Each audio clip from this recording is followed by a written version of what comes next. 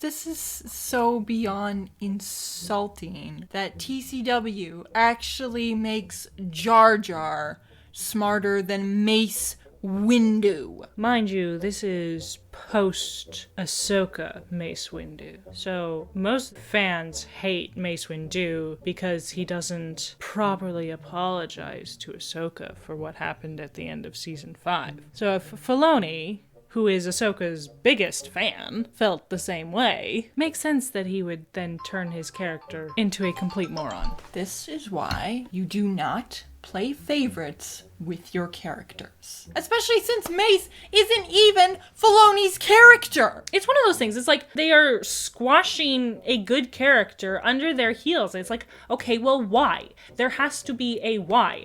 And the only whys that I can reason out are A, the writing just straight up sucks, or B, it sucks because Filoni has a personal beef with a character that he dislikes because he made that character do something that he didn't like. Which is a completely ridiculous explanation, but it's either the writing is stupid or the writing is stupid.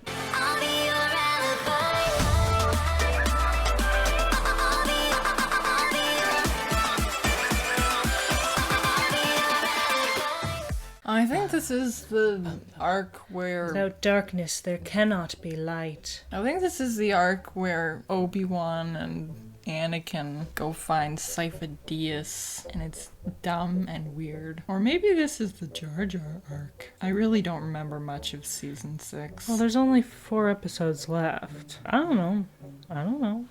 An oasis of peace during the Clone Wars, the Queen of Bardotta has called upon the Republic Senate with a puzzling request to help save her people from certain doom. Oh yeah, this is the Jar Jar arc. Hooray! Okay, so that to me says they're neutral. How come every neutral planet always goes to the Republic? I mean, I guess you could argue it's one of those cases where we only tell the stories of the places that go to the Republic for help, because that's the side of the story that the narrative focuses on. That kind of makes sense. Because there's no nuance to be had here. It'd be really interesting. Like, it's an anthology. Why don't we get perspectives from people on both sides? Rather than a single episode that's like, look, there's heroes on both sides. It would have been super cool to be introduced to Mina Bonteri and her family in like an episode, and then have the heroes on both sides episode where, yeah, a better version of Ahsoka hopefully would come with Padme to connect, but it gets told kind of from Lux's point of view, and then, you know, Mina dies, and yeah, like stuff like that. Or like, it'd be cool to see some like bounty hunters like Ventress or whatever, or Bane doing some separatist job or whatever. But it's like, we do get to see that a lot, but not from their perspective, and it's always a job that's against the Republic, right? And of course, we tell the story from the Republic's point of view, Separatists bad, Republic good, right? But it'd be interesting to see it from the bounty hunter working with the Separatists, and the Republic are framed as, you know, being in the wrong and whatever. Like, actual nuance would be interesting to see, is my point. Mm-hmm. Yeah. Could have just summed that up. A strong connection to the Force, the Dagoyan Masters have. Yet, unlike the Jedi, or Sith, they are. Exposition. Long ago, inducted into the Jedi Order, Bardottan children were. The Dagoyan Masters believe the Jedi took the children against their will. We were labeled as kidnappers. How can a child consent to that to begin with? They're children. But the impression I've gotten is that the Jedi come and are like, hey, your kid is Force sensitive, and I mean, what we saw in Children of the Force, like, a baby is levitating a ball, so you'd think by then the parents would have noticed, my kid's a little different. And they don't know what to do with it, and the child doesn't know what to do with it, right? Like, they have this power, this ability, so it kind of makes sense to me in that situation that a parent would be like, wait, you guys know what this is. You have this ability as well. You can teach my child to control it. And like, in most cases, they've heard of the Jedi and they had a good reputation. So it was like, hey, you know, my kid's gonna be this like force wielding warrior. Like, this is cool. This is a great opportunity for them. They're going to grow up on the central planets with 3 square meals a day, a roof over their head, you know, clothes, right? Like, all these great things. It makes sense to me that a parent would be like, okay, like, you know, it's a bit like the Harry Potter universe, right? If you have this kid that's like got this like strange ability that they don't understand, you don't understand, you cannot match, and they can't control, it makes sense that you'd be like, okay, yeah, go to school and learn about this and how to be responsible with this power and how to direct it into productive and positive activities. But the thing is, like, with the Jedi, once the children are inducted into the order, they're completely cut off from their family. Yeah. So there must have been some parents who were like, no, I want a relationship with my kid. Yeah. Like, we can sort through this together as a family. I'm not handing my kid off to you. What did the Jedi do in those cases? Yeah, I don't know. Because obviously from their point of view, they're like, okay, well, you know, yes, we took the kids, but not against anyone's will, whether the child's or the parents'. They're not specific, but I'm assuming it's the parents. But then they were like, oh no, you're stealing the children. So were the parents like, yeah, here, take the kid. Wait, no, they stole my child. Yeah, no, that's just confusing. Or was it like the parents themselves were like, yes, no, we did this consensually, and then the elders were like, they stole your child. Ah! Maybe it's like a cultural thing, right? It's like, but I don't know. It's just confusing. We've heard information that like the kids who like didn't make it as Jedi were like turned into mincemeat pies for the Jedi who like were making the cut, right? It's just like, how much of that is true? How much of that is like weird EU stuff, and how much of it is cool EU stuff, and how much of it is just like been retconned, and how much of it is canon, and like, what is the Jedi Order's deal with kids? I want to know. Someone in our Star Wars group mentioned recently that it would be cool to see more Jedi rejects like Zane Carrick. I'd be totally down for that. Yeah, because from what I could tell from the Zane Carrick comics is that if he was turned down, he was just gonna go home to his family. So it makes sense. Like, it wouldn't be a case of, oh, here, have my kid who I'm never going to see again. It's like, okay, here, have my kid. You know, you'll teach them how to, like, control this and channel it, whatever. And then if they want to be part of your organization, like, if you feel that they're good enough, you offer them that opportunity, and then they get to make this choice. And if they decide not to, then they get to come home to us. If they decide to, then, you know, I'm happy for my kid, right? Like, they're obviously happy, like, that's something they want to do, right? And, like, he did have contact with his family before the ceremony of whether he would move on or not was going to happen, right? And same with his friends. Like, he had contact with his family. Like, it seemed like they were just kind of going to school kind of deal.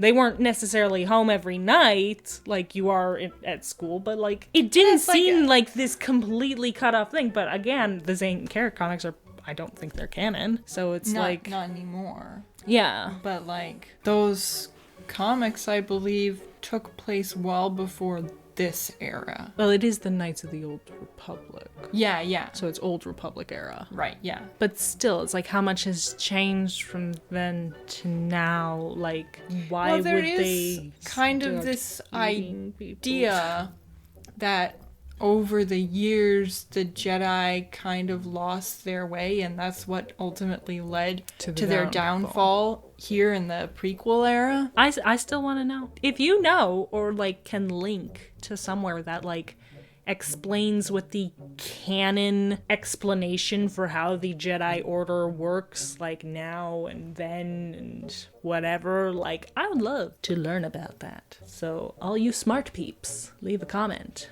Thank you. Am I to understand the Queen requested Representative Binks go alone to Bardotta?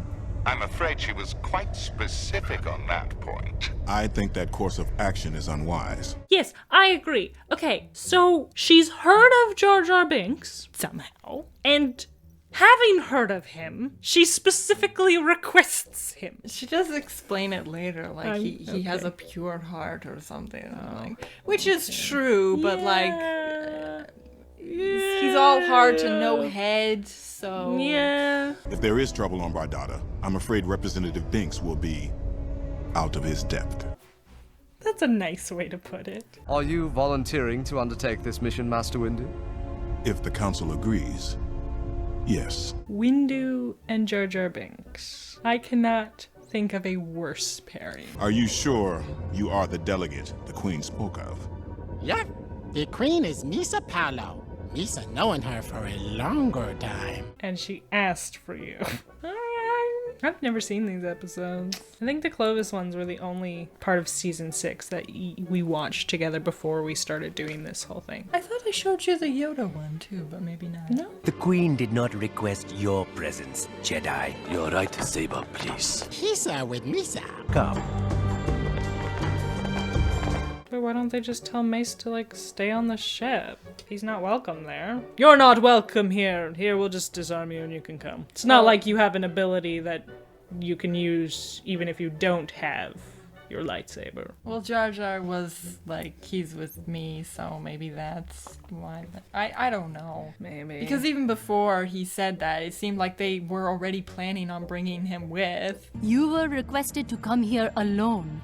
Why have you brought this Jedi to Bardotta? I'm glad that a neutral system is finally being like, yeah, the Jedi are with the Republic. We don't want that.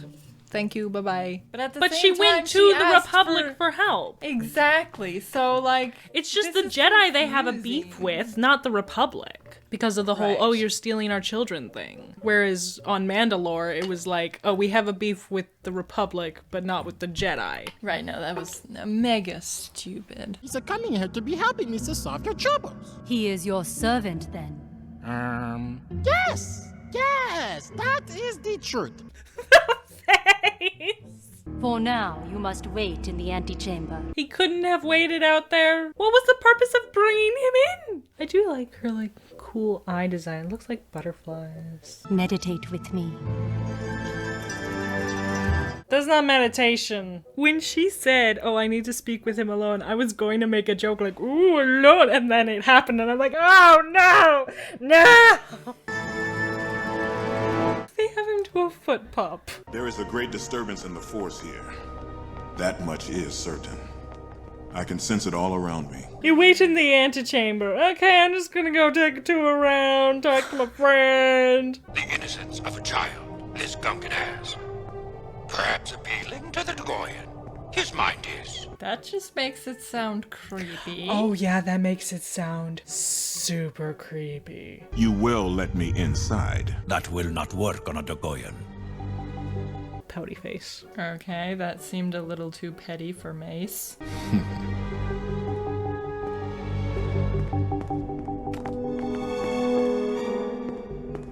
What is he doing? Okay, when he was talking to Yoda, there was 2 guys behind him, and then there was the 2 guards at the door. And then he reaches the door, and his escort guards are just like, tea time! So either when he leaves, he's going unescorted and can go wherever he wants, or the people who are supposed to be guarding the Queen have to chase after him. And there's nobody else around. Why did they chase after him, though?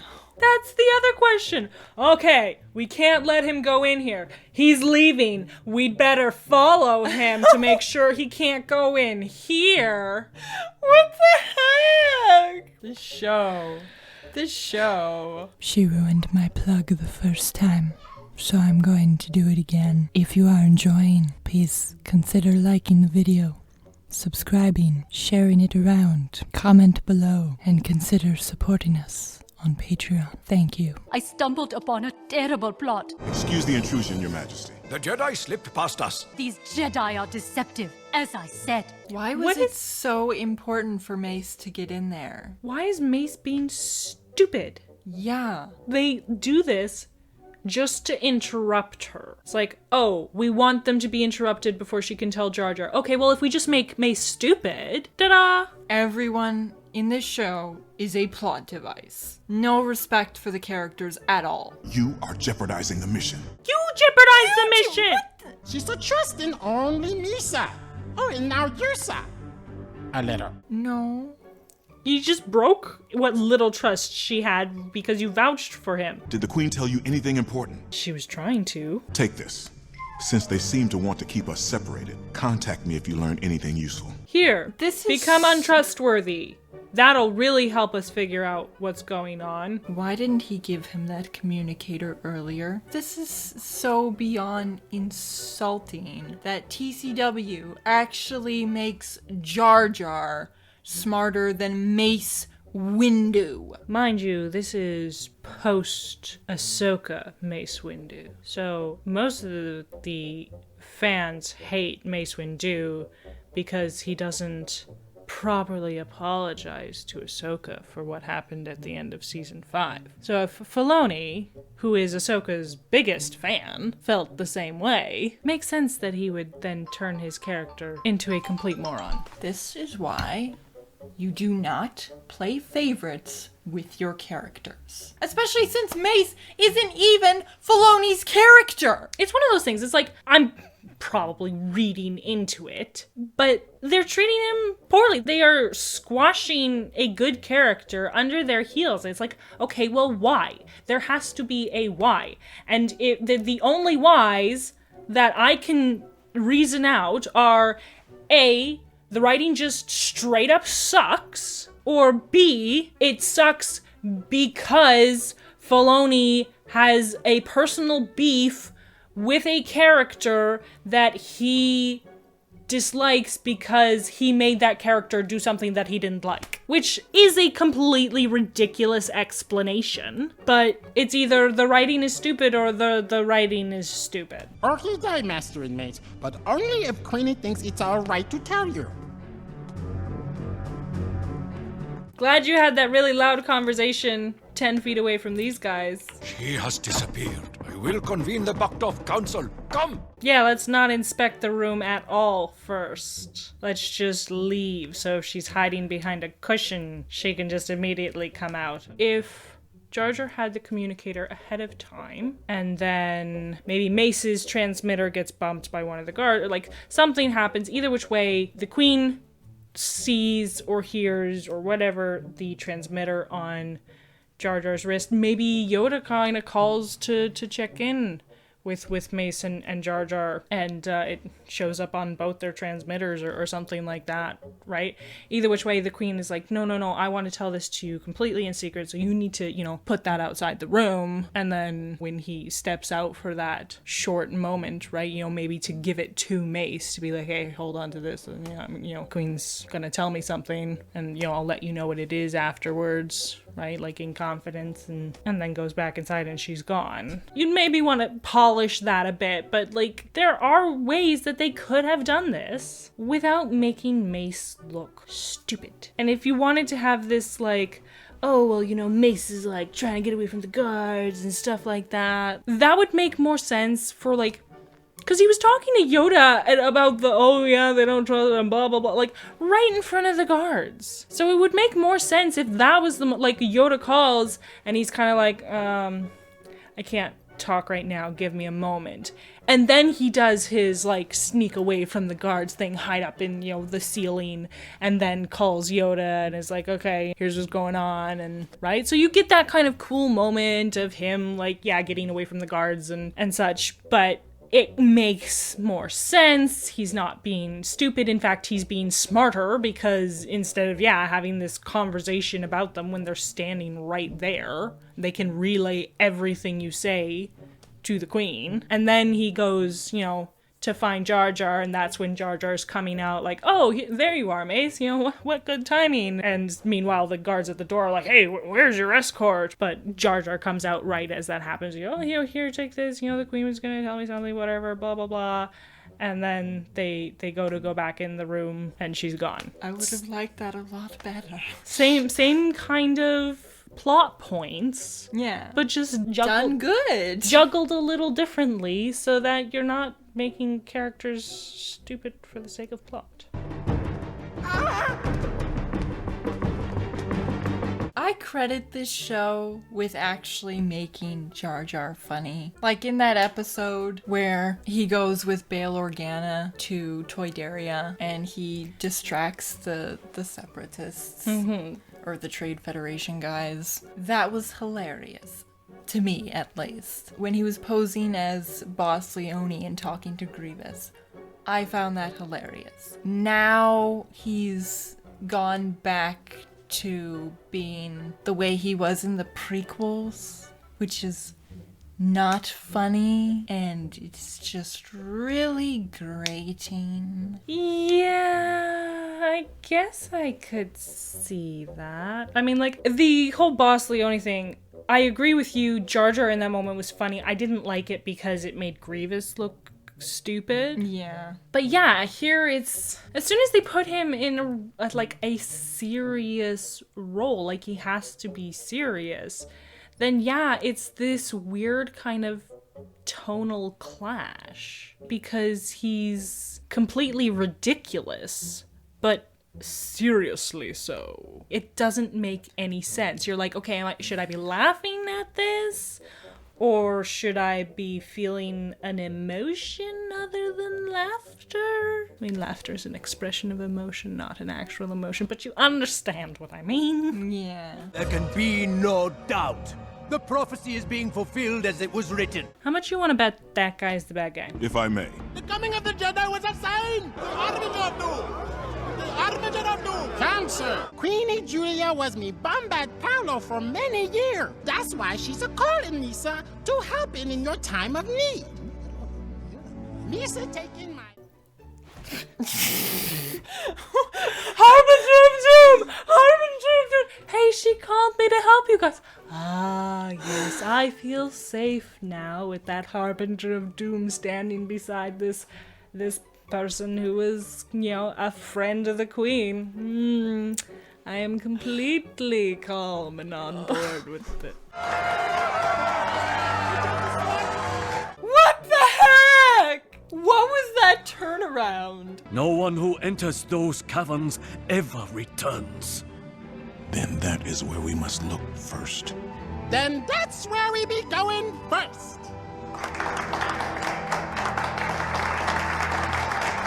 Look, the Harbinger of Doom just whispered in the ear of our savior that he should go to the place that everyone dies. Yay! Clap and cheer and applause and... Here's your weapon, Master Jedi. Let us hope you do not have to use it. That's smart. Sometimes people don't do that in movies or shows or whatever. Oh, if only you had a weapon that cuts through stuff. Or, the Force. Yeah, you couldn't do that a couple seconds earlier? No, apparently not. He's been taken just like the Queen. What makes I down? Why did he stop yelling before? Yeah! Why didn't he just keep making noise? Follow the sound of my voice. Obviously, one of these guys was in there, in the room, invisible. And then when Jar Jar walked out, he knocked her out, made her invisible. And if the Jedi had done any sensing whatsoever or investigation of the room, he probably would have found them. But instead it was like, oh, she disappeared. Well, let's leave now. I'll follow your signal. Wherever you are, don't move. That's a no problem. He's going to drop it. Knew it.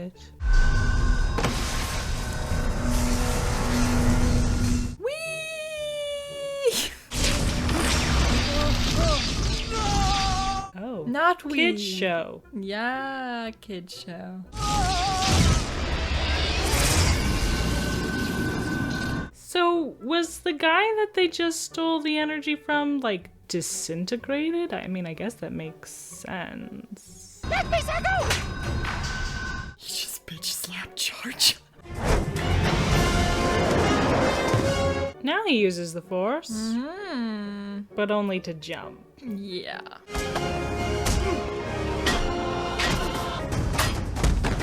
Then he proceeds to take them on one by one. Your lightsaber, dude. You've got it. Why are you taking their weapons and using that? Use your lightsaber. Oh, now he uses his lightsaber. Finally.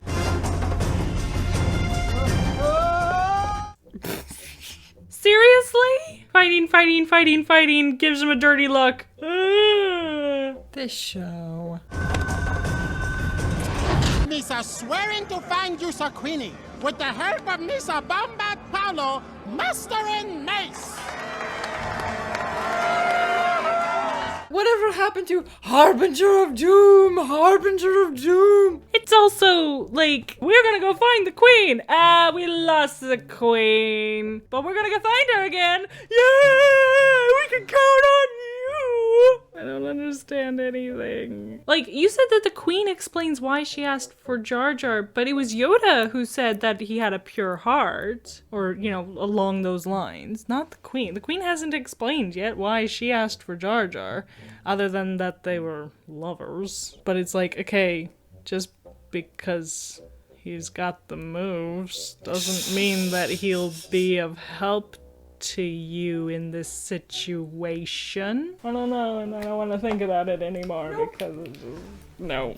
Just no. No. No. This show is awful. Terrible. Disgusting. See you next week. Of course.